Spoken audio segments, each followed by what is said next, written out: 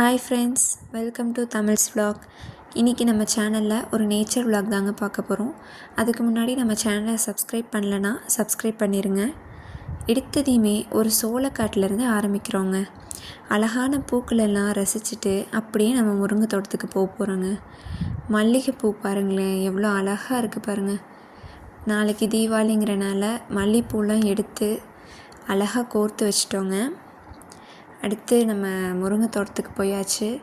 அங்கே நம்மளோட தேனீக்கள்லாம் பாருங்களேன், எவ்வளோ அழகாக தேனை சேகரிச்சிட்ருக்குன்னு. ஒரு அருமையான காட்சிங்க அது. அப்படியே நம்ம வயல் பக்கம் போகிறோம்.